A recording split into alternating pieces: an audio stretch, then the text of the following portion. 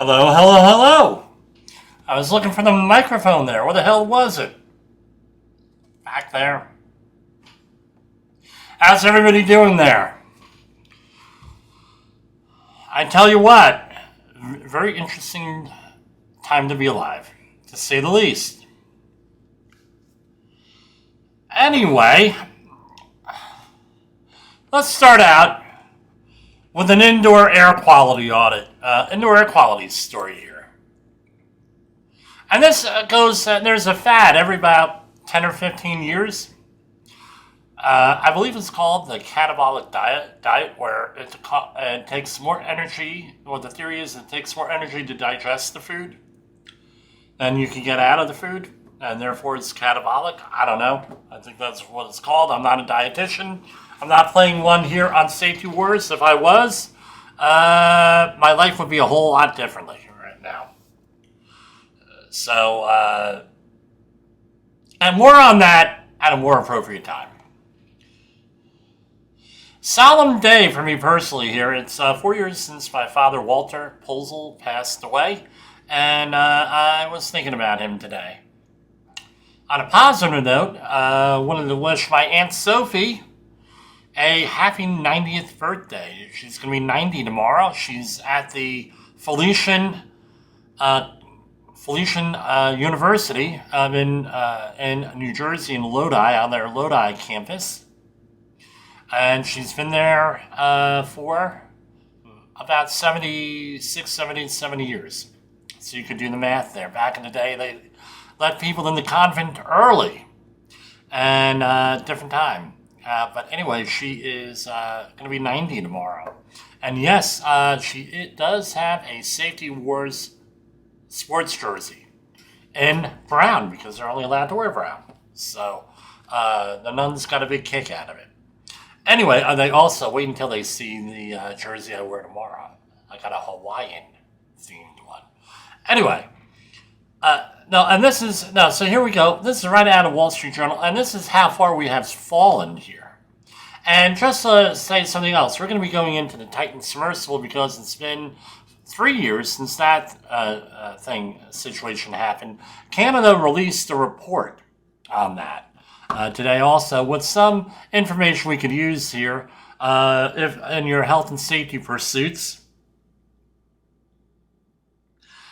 And there's a familiar name that is quoted in there. That should be familiar, at least if you're listening to the Safety FM network. Now, here is out of the Wall Street Journal and Lifestyle and Fitness section. And it's about an indoor air quality situation in the White House. Everyone in Trump's cabinet is eating sauerkraut. J.D. Vance, RFK Jr., no surprise at RFK Jr., and other officials swear by a diet of grass-fed meat and fermented foods, even when the sulfurous odors can cause friction at home. Hold on. Allergies are killing me here. Ay. Yeah, I mean, I'm outdoors all day, so no big surprise. When I get back to the hotel, this is what it is. A new diet. This is really not a new diet here. A new diet is sweeping through President Trump's cabinet and involves heaping portions of sauerkraut. Health Secretary Robert F. Kennedy Jr., Commerce Secretary Howard Lutnick, Transportation Secretary Sean Duffy. He may be harnessing, the after effects of this as a new energy source, is my understanding. And Vice President J.D. Vance have all embraced the diet drawn by the promise of slimmer waistlines and glowing skin. They all apparently have determined that the health benefits outweigh the slightly sulfurous odors having caused of some domestic friction. Within 30 days, I lost 20 pounds, Kennedy said. I don't think the man... Did you see the man with that shirt off? Is like the ultimate man crush. I hope I'm looking that good at 70-some years old. Kennedy said at an event in Michigan this week, J.D. Vance is also on the diet. You can see how different he looks. Diet is the brainchild of Dr. Sean O'Mara, who advises his high-profile patients eat fermented foods such as sauerkraut and kimchi, alongside with grass-fed steak, to abstain from alcohol and sugary food. Amara says, the diet leads to a reduction in visceral fat, which wraps around the organs, as well as more robust microbiome, which can help with digestion. Kennedy, 72, was the first to convert. Alutnik, 64, Duffy, 54, followed suit. Vance, 41, committed to the diet for Lent earlier this year, has stuck with it. I tend to like to work with older people because the return on investment is so much greater. It's like taking over a sinking ship. A company that is headed to bankruptcy, Amara said. He declined to discuss his patients, citing privacy concerns, but people familiar with the matter said Kennedy, Letnick, and Duffy, and everybody else is on it. Kennedy began the diet about a year ago after meeting O'Mara. Though he is sometimes turned off by the tangy and pungent taste of sauerkraut, he found the diet that has helped him shed fat, reduce aches and pains. He credits it with eliminating the arterial fibrillations he has been experiencing. Trump administration diets on the diet have been known to trade tips on when they are gathered at the White House. Sideline commentators usually remarked that Vance was looking so thin earlier. Trump has at times resisted cutting out unhealthy foods, but at the NBA Finals earlier this month, he munched on pizza and french fries and dry Diet Coke. He loves a well-done steak with ketchup. Trump's campaign frequently stocked McDonald's cheeseburgers and Chick-fil-A sandwiches. I mean, this is, like I said, this is like every 15 years or so, this happens. Well, then it was the cabbage soup diet. I remember that back in the 90s. And that's all that the people would eat is cabbage soup. All right? And then, they're like in misery for like a month, and then they can't keep that up because they get sick of it. Because what's fermented food, my understanding is just pre-digested, just like cooking does, pre-digest food. Now, if you listen to last night's program, and it should be uploaded by now, we went like an hour and a half or so. We talked about a lot of things on there. The reason why is that I knew that tonight I wanted to get away from the news, and I wanted to talk about some other news, but talk about this Titan submersible thing. It's been a good long time since we discussed it. The Canadian report came out. The report from the Canadian investigators, Coast Guard came back out in 2025. With this, the Canadian report appears, and I just scanned through it real quick, appears to be less critical than the U.S. report. Sorry, folks. I should be sounding a lot better now. Had it on the webcam, and the mixer board gives me the headphones, and then on the webcam it tells me something else. So you'll be confused tonight, I guess. All right, let's head on over, and we're going to do FSN radio news, and we'll go from there. Yes, we're going to rerun everything ourselves here. From Feature Story News in Washington, I'm Kate Fisher. The White House has defended concessions made in the interim Iran peace deal. Under the terms, Washington would immediately waive oil sanctions on Iran, a concession that goes further than the 2015 nuclear deal signed under President Barack Obama. Nick Harper reports from Washington. In terms of what else is laid out in this deal, we know that now the US and Iran are pledging mutual respect for sovereignty, so they are saying they will no longer attack one another. There will be a joint mechanism to make sure that what's been agreed in this text is actually implemented. And amongst that, the US military will be remaining in place, really as leverage to make sure that the Iranians are on side during the next 60 days. Also, the US is permitting Iranian oil exports under certain waivers, and some of those Iranian frozen funds and assets, they will be partially unfrozen. US Defense Secretary Pete Hegseth has announced a Pentagon review of American forces in Europe. Ukraine's President Volodymyr Zelensky also attended the meeting of defense ministers in Brussels, pressing allies for additional air defense systems after another Russian strike on the city of Sumy. Will Denslow reports from Brussels. He met last night with Mark Rutte, the NATO Secretary General. He had a meeting with NATO's defence ministers to discuss continued support. This comes as Mark Rutte estimates that Russia is losing upwards of 35,000 forces each and every month. He says that is signs that Ukraine is in a strong position on the battlefield, but says yet more support is needed. Also calls for more support to defend Ukraine's skies. There's overnight another strike on the Ukrainian city of Sumy. New York City became a sea of bright orange and blue on Thursday morning as millions of basketball fans descended on Lower Manhattan to celebrate the New York Knicks. The city's basketball team won its first national championship in 53 years last weekend, prompting wild celebrations throughout the 5 boroughs. From New York, Mitch McCann reports. The parade, announced by the city's mayor, Zohran Mamdani, shortly after the Knicks' victory, was in the planning before the final match and will see 10,000 police officers on the streets during the parade. According to reports, they will include officers from heavy weapons teams, explosive detection dogs, and members of the transit, highway and aviation units. The Knicks will travel up 17 blocks through Lower Manhattan, including a route near City Hall called the Canyon of Heroes, before taking part in a ceremony where they'll be presented with a key to the city. It's reported that the Knicks have also accepted an invitation to the White House, where they'll meet with the president, the first NBA team to do so during Donald Trump's tenure. Mitch McCann, New York. From bureaus worldwide, this is FSN. With FSN Spotlight, I'm Simon Marks, looking in more detail today at the ceasefire extension agreement that Iran and the US have now signed. It is going into effect immediately. But is it worth the paper it's printed on? Leon Panetta is a former US Defense Secretary and veteran of the Clinton and Obama administrations. The good news is the straits are open and that the ceasefire is going to be extended for 60 days.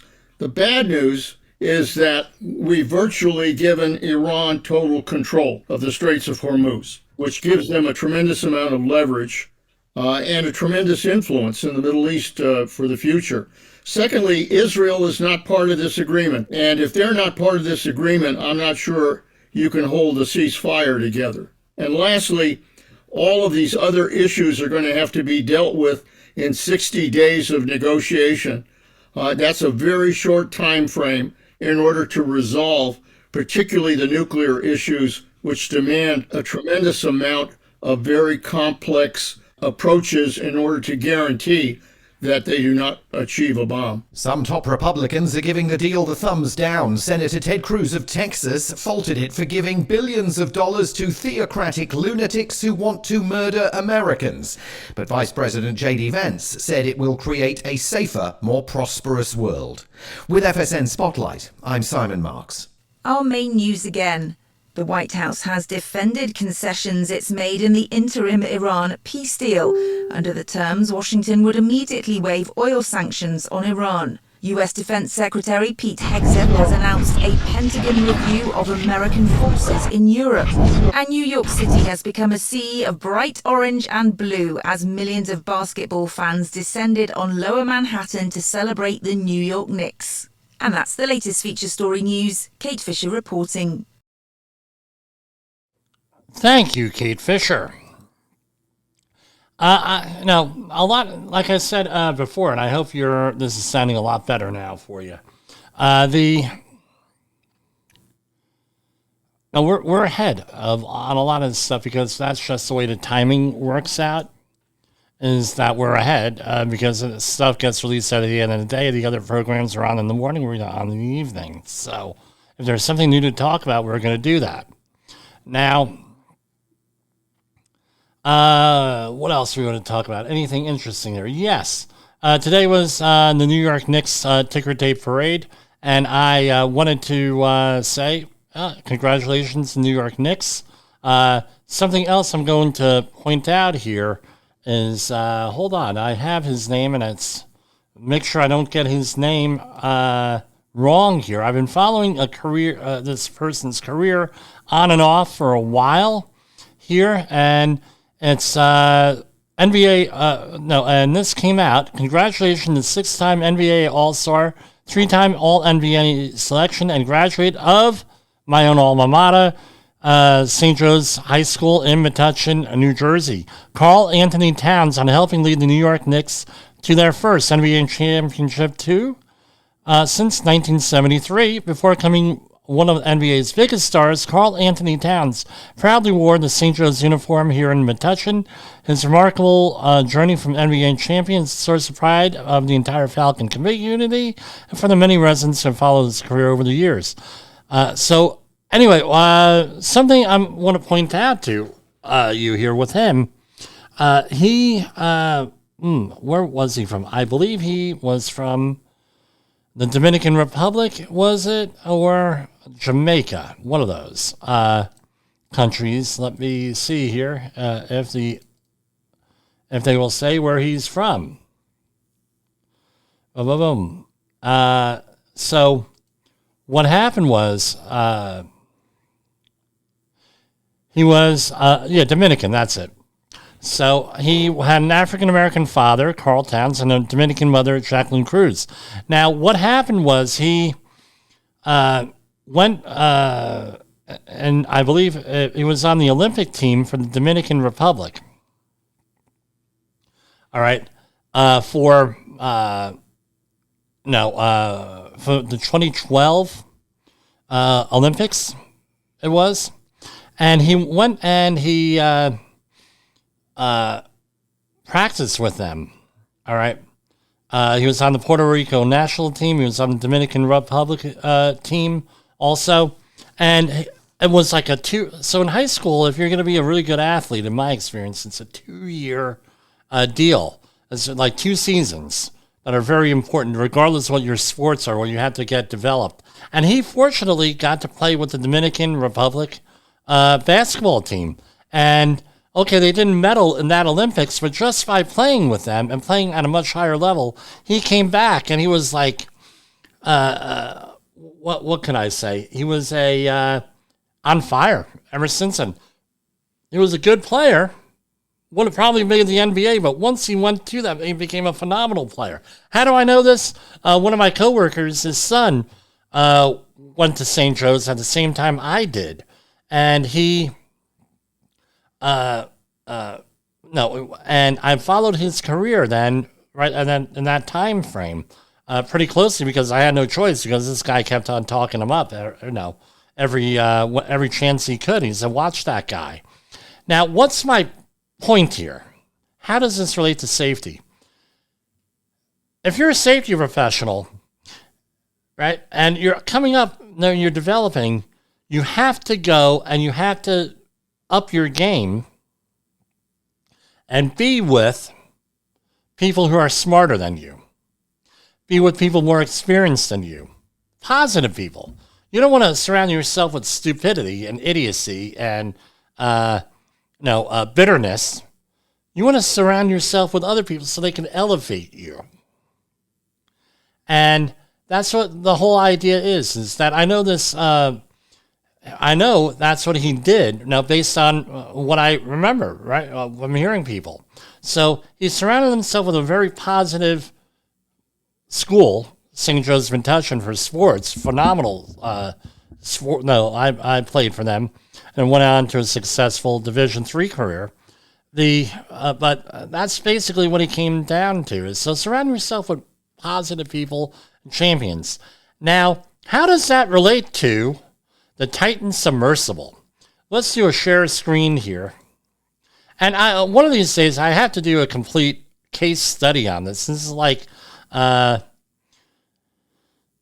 guy, Nippon something or other. He does it on the... he does does classes and stuff on that famous shipwreck in the Mediterranean there, probably a few years back. And he does all these classes and everything else.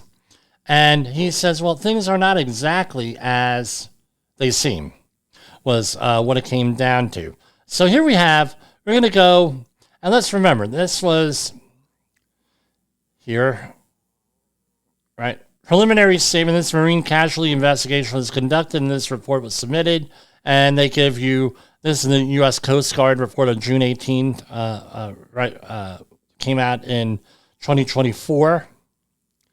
lists all of the people involved and some of the background. So basically, when you're going to be issuing an accident report, you want to issue through your regulations who was on that accident and report investigation, what their qualifications are, and things of that nature. Especially if you think there's going to be litigation somewhere down the line with something, or this is going to be followed up. And now you have here the vessel involved in the incident, the OceanGate Titan here. All those statistics on that, right? And now the deceased. Now you have Richard Stockton Rush III. He was the chief pilot, chief executive officer, and secretary of OceanGate's board of directors. Then you have Paul Henry Nar-Jolette. He was a content expert from France. Shahzada Dawood, passenger mission specialist. Suleiman Dawood, that was his son, passenger mission specialist. And Hamish Harding, passenger mission specialist. Now you're going to say, well, Jim, why are you mentioning this? Okay, real simple reason why we are mentioning this. If this were a passenger vessel, this would have been managed totally different. They would have never gotten certified to have passengers on here. But that's not what they did. They skirted the regulations around, and they said, they, meaning Richard Stockton Rush and the company, right? They, OceanGate, they said, we're not going to have passengers, we're going to have researchers. So they felt that they could skate around the law, but obviously they're not going to skate around safety. So here's the incident. You're right, that was one of the findings. The OceanGate expeditions advertised missions aboard the submersible vessel Titan to experience a rare view on the legendary Royal Mail steamer RMS Titanic wreck site. OceanGate expeditions promoted the missions as a longitudinal survey to collect images, videos, and laser and sonar data, determine an assessment and the rate of the decay. The 2023 Titanic expedition was advertised as 5 separate missions, each lasting approximately 8 to 10 days. Passengers were provided an opportunity to act as mission specialists, whose training and fees supported the missions. The missions would depart from St. John's, Newfoundland and Labrador, Canada, St. John's, aboard a support vessel for the approximately 370 nautical mile transit to the Titanic wreck site. And, right, and then they cover it later. So there's a map of the area from Titanic to St. John's, and back and forth. Goes through some of its stuff here, some of its construction, and basically that it was an undocumented, unregistered, non-certified, unclassed 22-foot manned commercial watercraft. The pressure hull was approximately 8 foot long, cylindrical shaped with an inside diameter of 4.5 feet.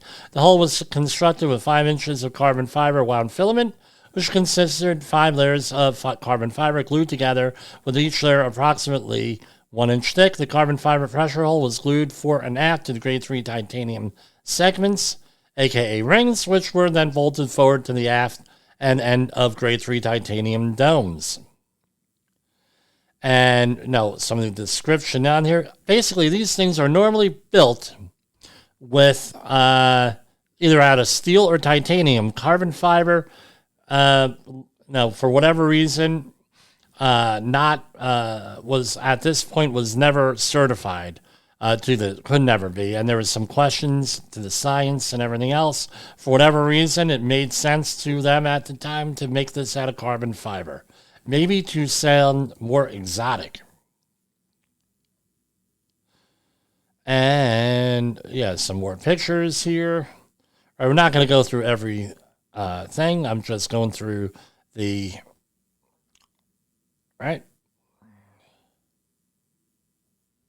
And it goes through background information. This is how this needs to be done. If you're going to be doing an accident report, go to one of these accident reports and you will see what's going on.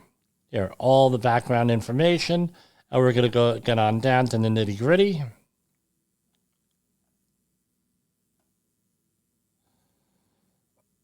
All right. So here we have a timeline.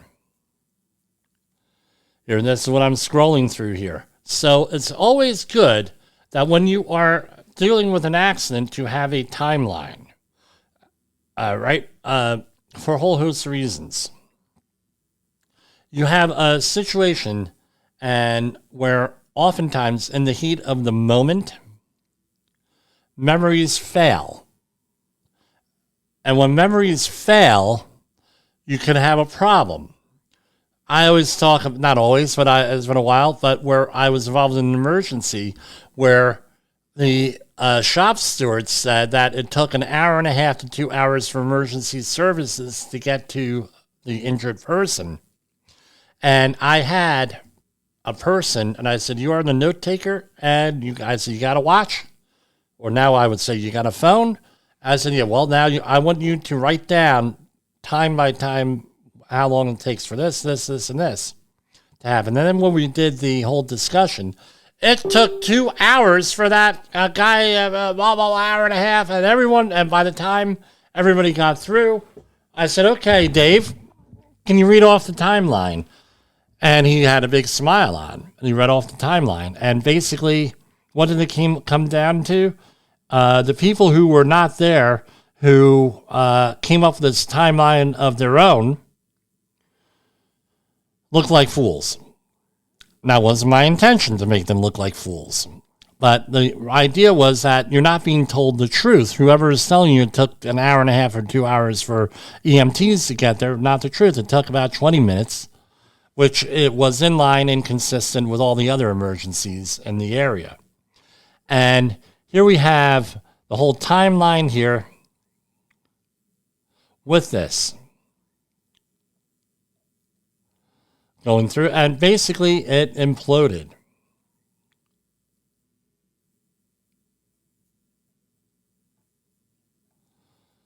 Now, at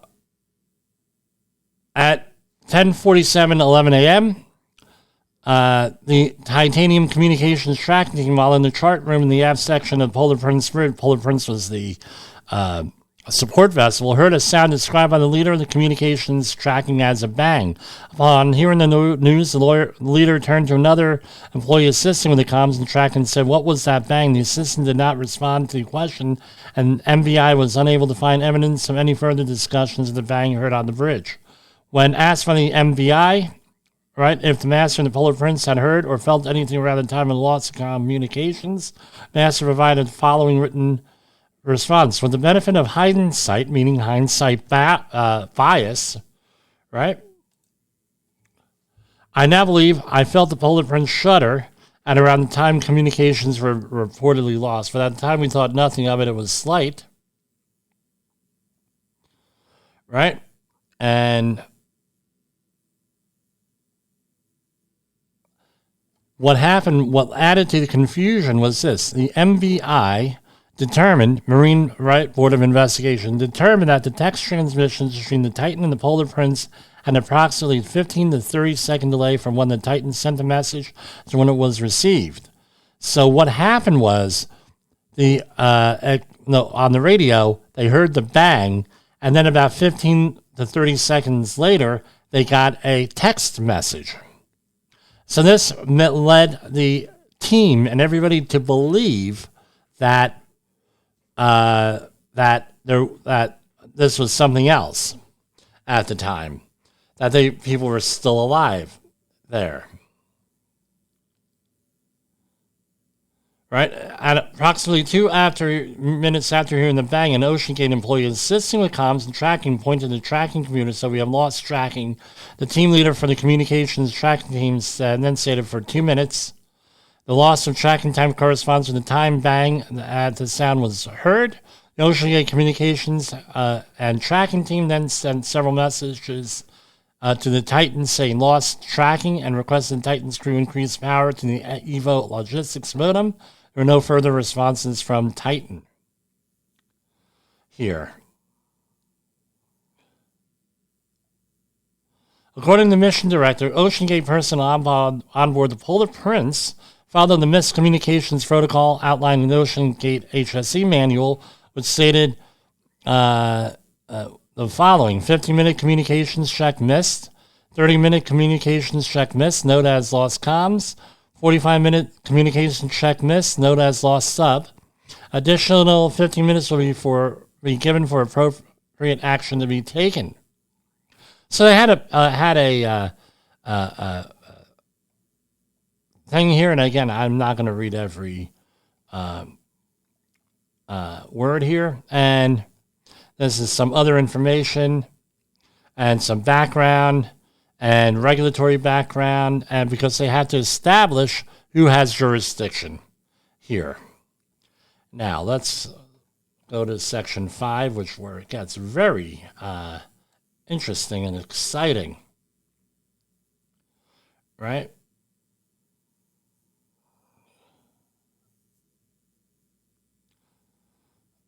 Right? And they did models and everything else, and you can read this for technical details on why it failed.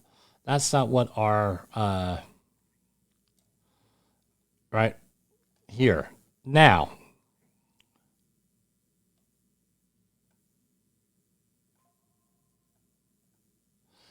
there was a termination here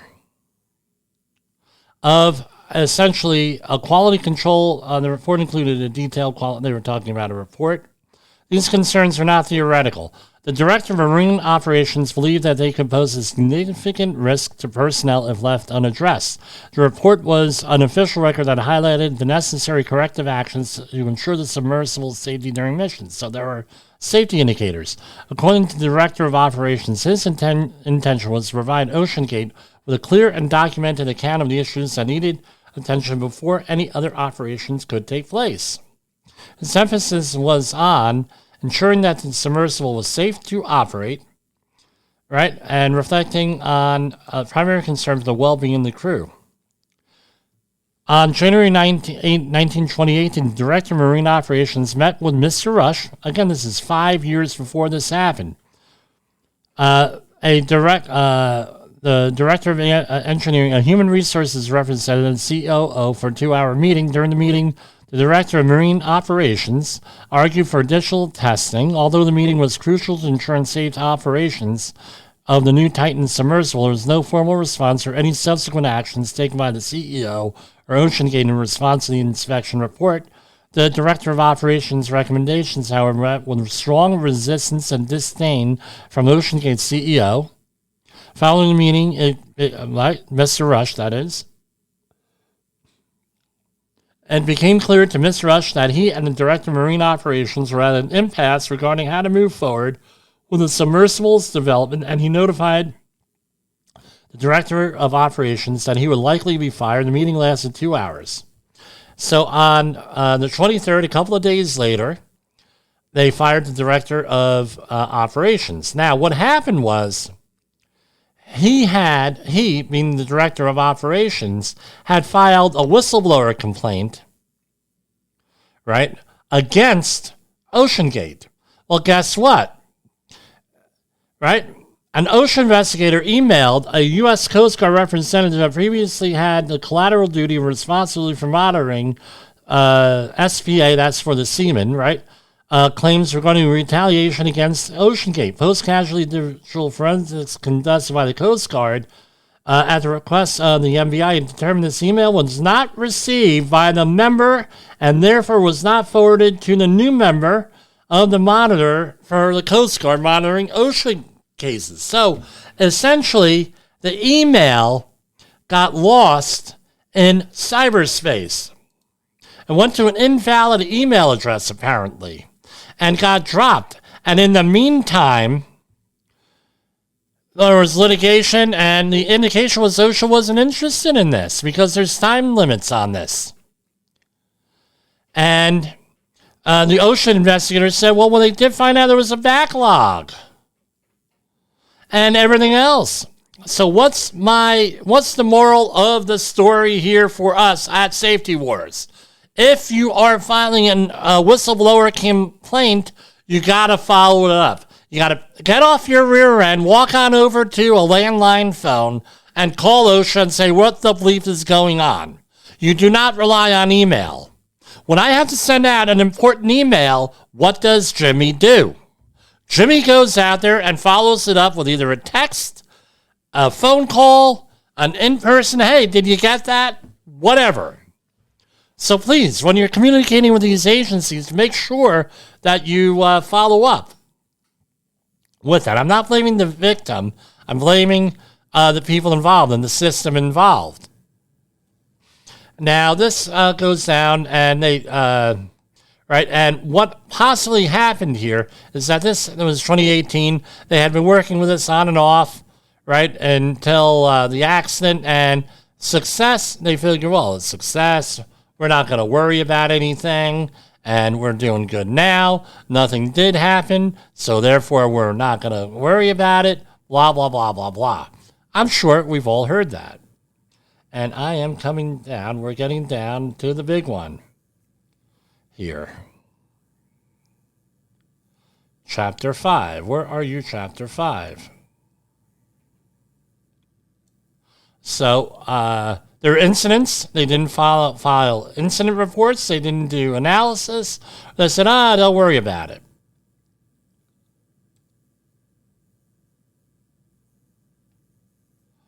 All right. So,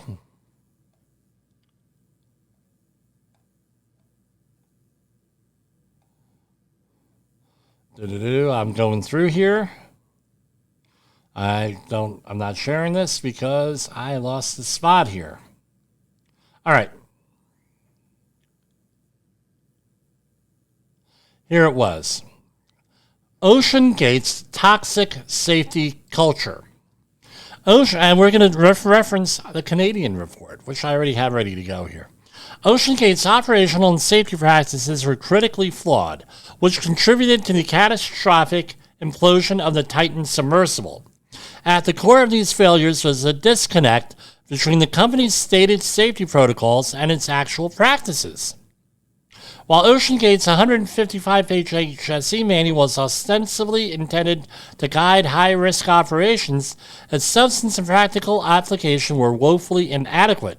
Only 4 pages of the manual addressed dive-specific safety procedures, a substantial shortfall for a company centered on deep-sea manned submersible operations.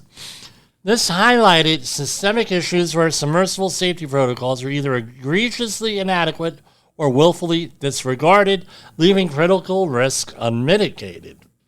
Analysis reveals a disturbing pattern of misrepresentation and reckless disregard for safety in OceanGate's operation of the Titan submersible, with Mr. Rush seemingly using inflated numbers to bolster the perceived safety and dive count of the final Titan hull. OceanGate's cumulative dive count for the Titan was intentionally misleading by including 49 dives of the scrapped original hull. They artificially inflated the operational experience of the final Titan hull, obscuring the fact that the final hull had undergone a severely limited number of dive tests, only 11 reaching a maximum depth of 170 meters before being used for deep-sea passenger voyages at the wreck at 3,840 meters. This deliberate manipulation of data created a false impression of submersible's proven reliability and safety, and crucially, this misrepresentation provided an inflated sense of safety and security to mission specialists. The limited testing of the final Titan hull directly contradicts any claims of rigorous validation. A mere 11 operational dives at shallow depths is woefully inadequate to assess the structural integrity and long-term performance, going on and on. Compounding these issues, the company's leadership structure concentrated virtually all decision-making power in the hands of its CEO, Mr. Rush. Although OceanGate had a board of directors, Mr. Rush's dominant behavior rendered it largely ineffective. MVI witnesses described board meetings as informational, with Mr. Rush showcasing accomplishments and dictating decisions.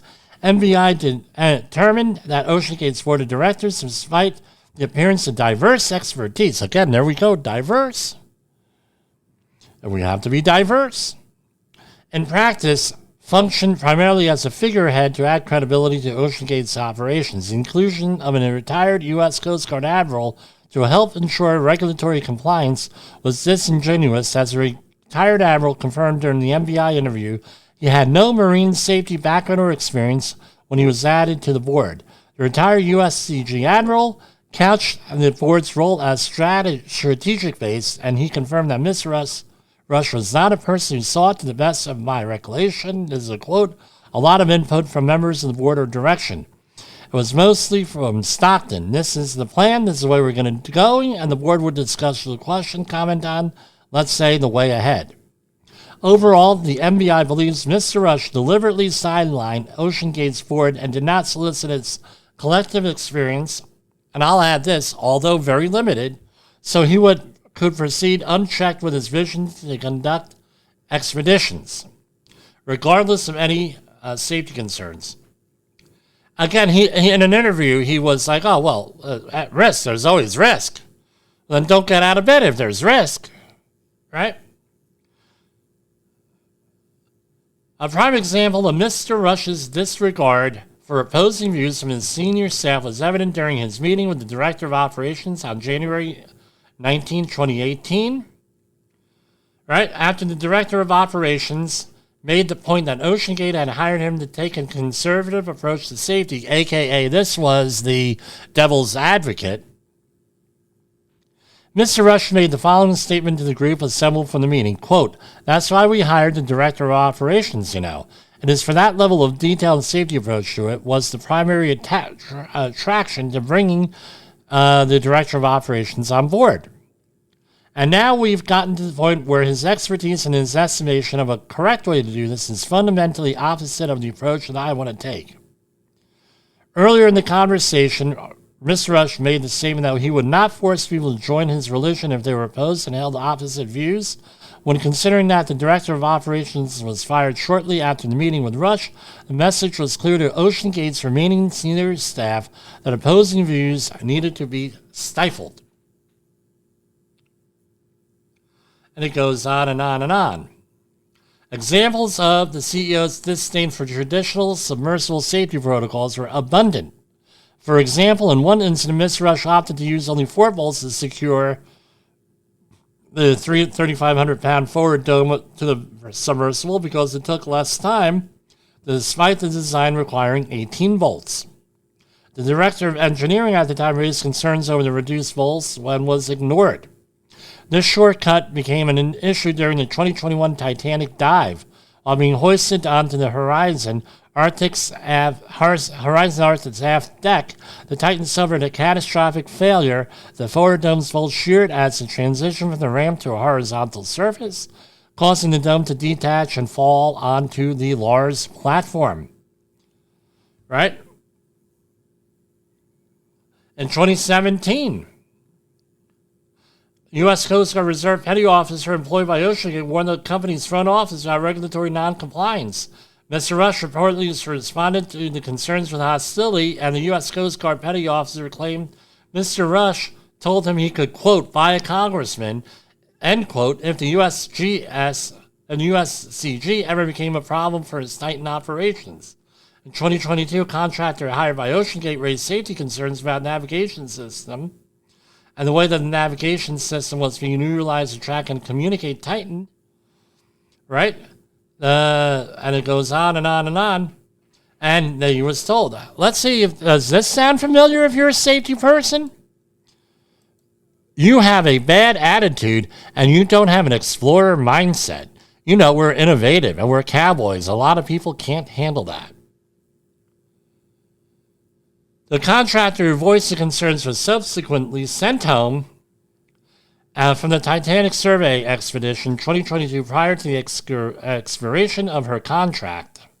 The employee's firing sent a clear message that raising legitimate safety concerns, as encouraged in an excerpt from the SAC included, was only blah, blah, blah, often led to the employee's termination. So what does it say?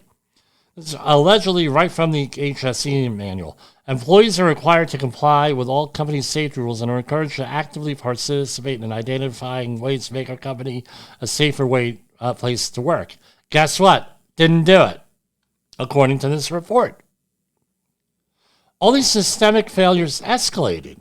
OceanGate's management remained unyielding and increased their disregard for safety. Decisions were made unilaterally at the top, with Mr. Rush bypassing established protocols and ignoring the concerns of other experienced employees and contractors.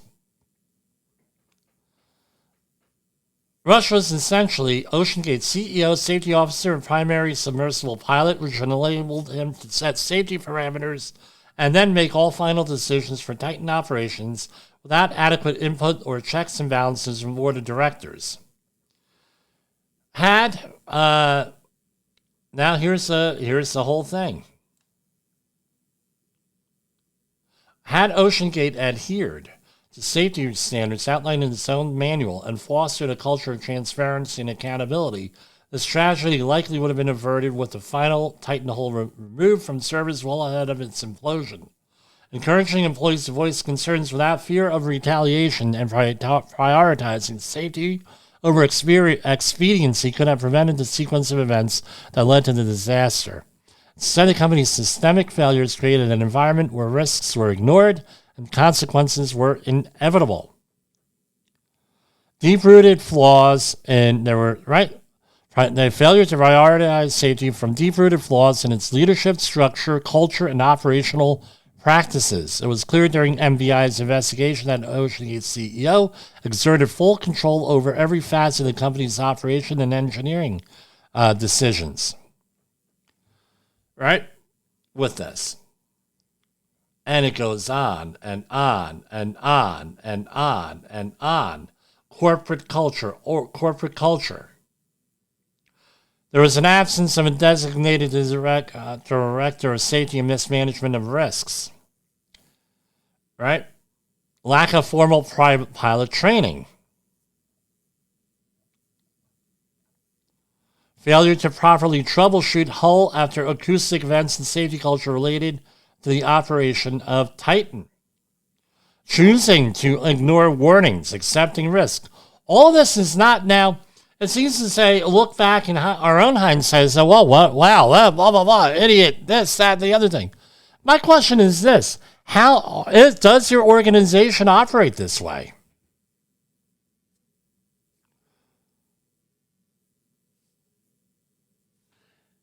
This is why we have this program. One of the reasons why. Safety Wars, Safety FM, the other programs here. Safety professionals get off your knees. We weren't meant to beg, we were meant to lead. As the song goes. With that. Here, another one. Misrepresentation of paying passengers as mission specialists. With that. Again, it was a funding issue, and hey, guess what? We're not carrying passengers.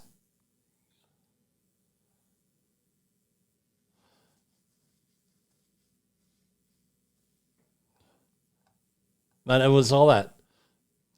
And then what we have, U.S. Coast Guard's inability to execute subsea search and rescue, despite a 7-hour initial notification delay dictated by OceanGate's communications plan, and the added, right? So that's called duck and cover.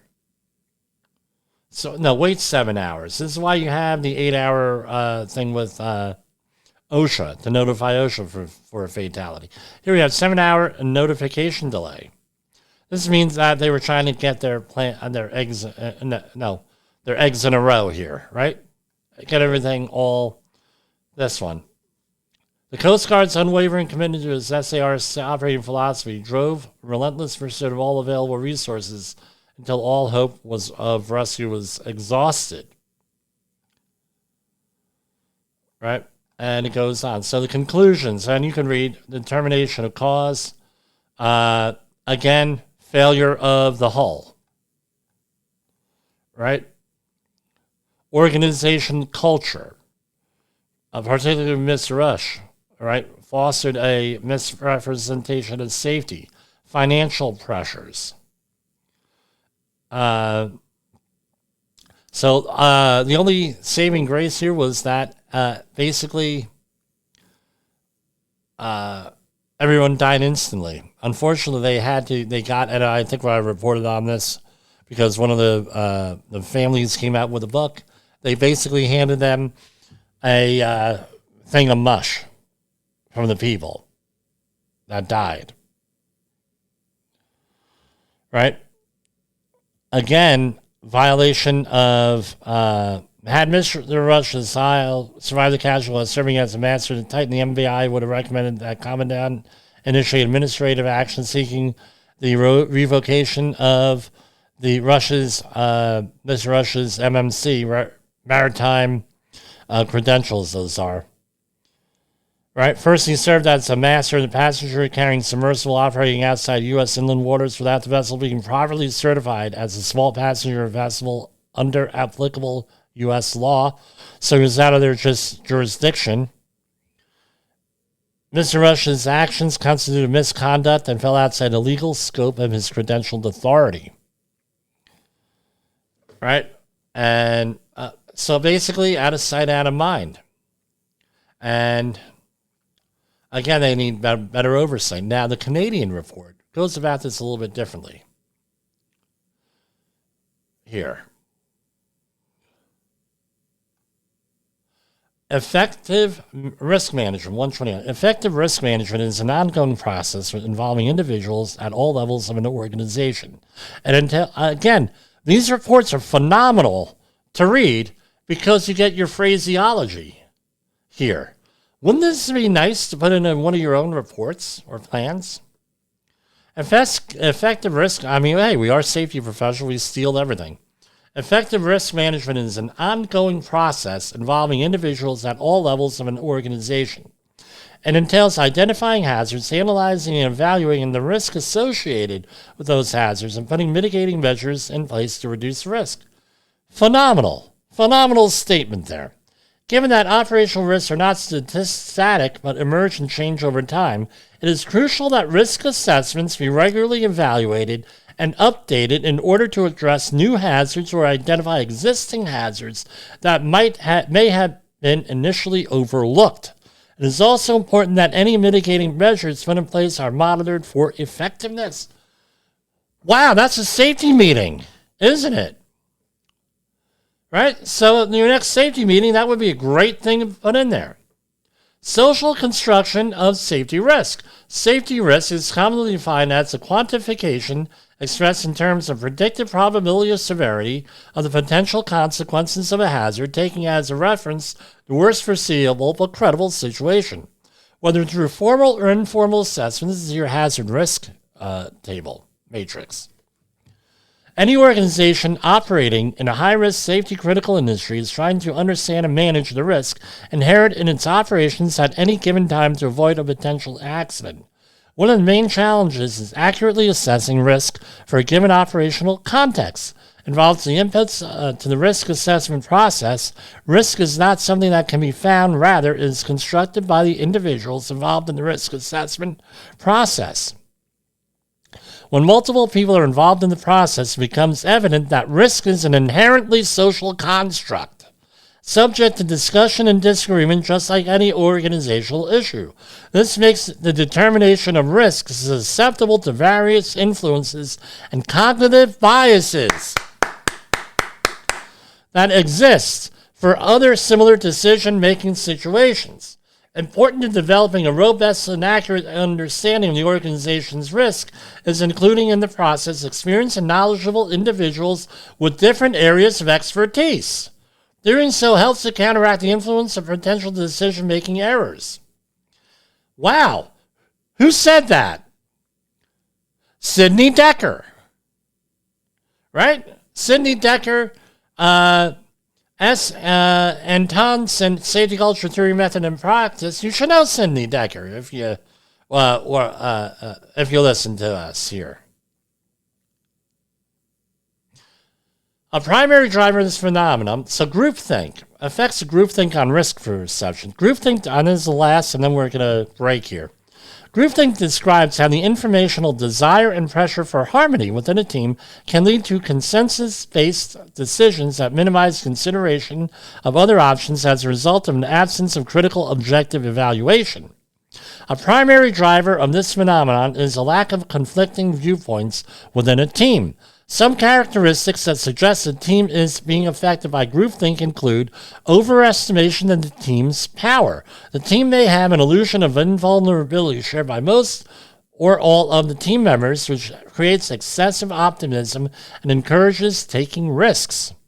Closed-mindedness. The team may demonstrate collective efforts to rationalize in order to discount warnings or other information that might lead to the members to reconsider their assumptions, and pressures toward uniformity. The team may exert direct pressure on any members who express arguments against any of the group's stereotypes, solutions, or commitments. When group think affects risk assessment within an organization, the result may be a belief that risks have been adequately assessed and managed when in fact they have been explored only superficially. Ways to mitigate groupthink include prioritizing input from team members, expressing objections or doubts, being open and accepting of critical feedback to guide decisions, and seek out external expertise to challenge internal assumptions. For these mitigations to succeed, it is important that they be supported and demonstrated by leadership and encouraged at all levels of the organization. This is phenomenal. Here.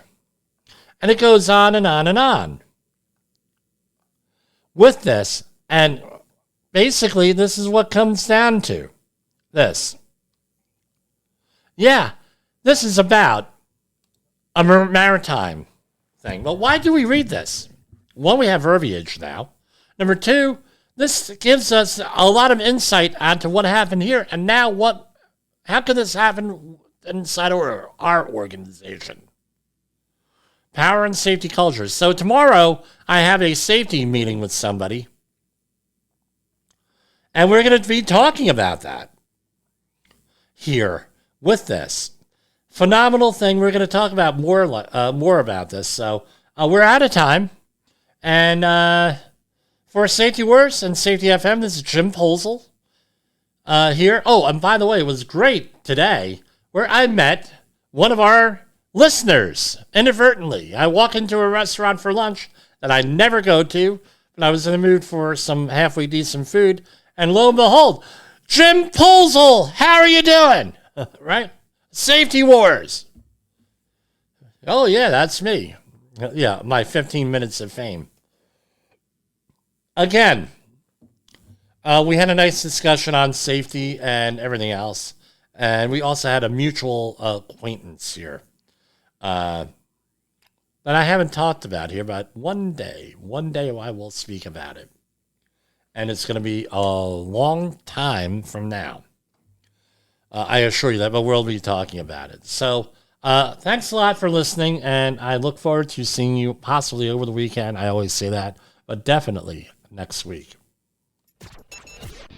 The views and opinions expressed on this podcast are those of the host and its guest and do not necessarily reflect the official policy or position of the company. Examples of analysis discussed within this podcast are only examples. They should not be utilized in the real world as the only solution available, as they are based only on very limited and dated open source information. Assumptions made within this analysis are not reflective of the position of the company. No part of this podcast may be reproduced, stored in a retrieval system, or transmitted in any form or by any means, mechanical, electronic, recording, or otherwise, without prior written permission of the creator of the podcast, Jay Allen.